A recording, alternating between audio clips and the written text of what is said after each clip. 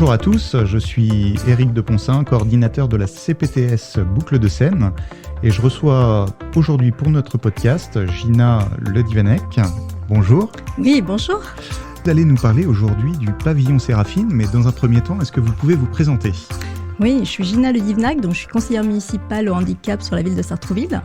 Et aujourd'hui, je suis ravie d'être ici parmi vous pour vous parler de notre lieu ressource qui est le pavillon Séraphine. Qu'est-ce que le pavillon Séraphine ? Alors, le pavillon Séraphine, c'est un lieu ressource pour les personnes en situation de handicap, ainsi que pour les aidants et les professionnels qui les accompagnent. Quels sont les principaux éléments qui ont motivé la création du pavillon ? Alors, il faut remonter en 2018 avec la création du dispositif Ambassade Autisme et Handicap qui sera amené à évoluer plus tard en Ambassade Autisme et Handicap et qui fait de Sartrouville l'ambassade de l'autisme avec 6 ambassadrices, toutes parents d'enfants et de jeunes porteurs de TSA, qui ont toujours pour mission d'aider à la sensibilisation des acteurs de la santé, de l'éducation, des loisirs ou de la formation. Voilà, face à ce trouble neurodéveloppemental et surtout aux enjeux que les parents rencontraient, auxquels ils devaient faire face. Et de ce dispositif innovant est née l'idée d'un lieu de répit et d'accueil pour toutes les familles sartrouvilloises confrontées au handicap, le pavillon Séraphine. Alors, pourquoi pavillon Séraphine ? Alors, le pavillon Séraphine, son nom vient donc de Séraphine de Senlis, qui est une artiste peintre et qui souffrait de troubles psychiques et qui a peint de magnifiques tableaux inspirés de l'art naïf et de l'art brut. Donc en fait, c'est un lieu où, malgré le handicap, on sait que les personnes en situation de handicap peuvent réaliser des choses très très belles et voilà. Donc. Justement, par rapport à ce pavillon, qu'est-ce qui s'y passe ? Quelles sont les activités ? Qu'est-ce que vous proposez ? Alors, on propose au pavillon Séraphine, on a des rencontres sur diverses thématiques, des groupes d'habileté sociale, des ateliers d'apprentissage de lecture adaptés, des journées de répit à destination des parents, où divers professionnels peuvent également intervenir pour apporter leur soutien à une prise en charge. Comment est organisé le lieu ? Alors, le pavillon Séraphine est composé donc d'une médiathèque, qui est un fonds documentaire avec des jeux adaptés à tous les types de handicap et des ouvrages pour les familles et les professionnels. Il y a également un espace de coworking à destination de permanence des associations, telles que par exemple, pour n'en citer qu'une, Valentin 8. On a une salle sensorielle également à destination des professionnels et des parents.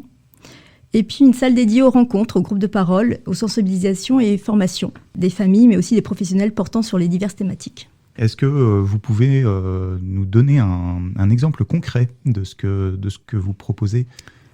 Oui, tout à fait. Donc, on propose des sessions de lecture adaptées dispensées par une orthophoniste, des groupes d'habileté sociale également à destination de jeunes enfants et d'adolescents. Des sessions de sport adaptées pour des enfants et des adolescents. C'est important pour nous d'ouvrir non seulement aux jeunes enfants, mais également aux adolescents et jeunes adultes. Parce qu'on sait qu'il y a quand même un gap sur la prise en charge des jeunes adultes. Donc c'est important pour nous de pouvoir proposer sur une large palette, en tout cas des gaps d'âge importants. On a également des journées de répit pour les familles, intitulées les samedis tranquilles, des rencontres à thème. Par exemple, comment est-ce qu'on prend contact avec vous ? Alors le contact peut se faire soit avec un appel téléphonique. Vous pouvez également venir en présentiel. Tous les mercredis, le pavillon Séraphine est ouvert au public. Également par mail. On a quand même plusieurs canaux de communication possibles. Le professionnel de santé, quel rôle est-ce qu'il joue au pavillon Séraphine ? Il est multiple. Donc non seulement il a un rôle de prise en charge sur certaines activités avec des enfants, comme les sessions de lecture adaptées ou les groupes d'habileté sociale.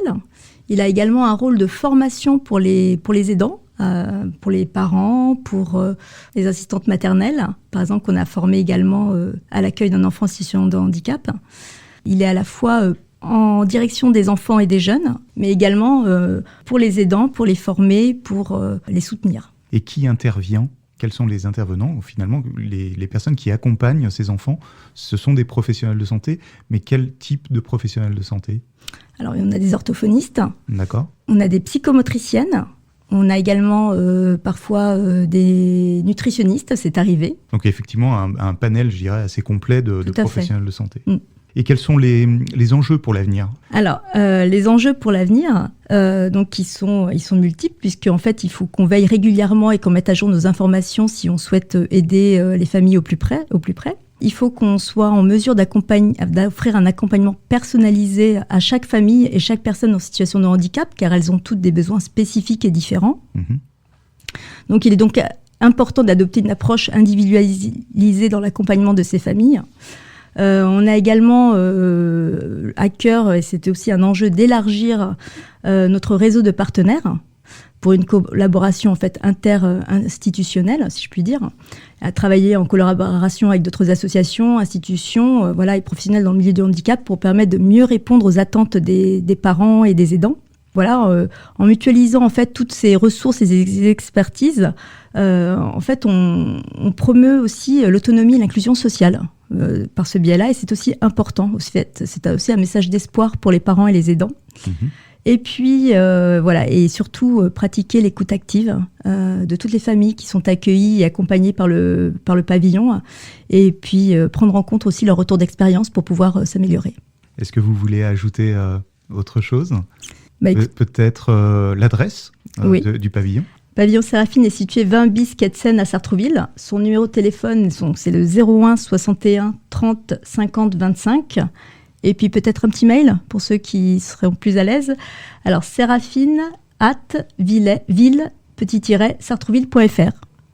Parfait. Écoutez, merci beaucoup pour cette interview. Merci pour tout ce que vous faites avec le pavillon Séraphine. Beaucoup de travail effectivement autour du handicap. On en a besoin effectivement dans notre région. Encore une fois, merci beaucoup et bonne fin de journée. Au revoir. Merci, au revoir.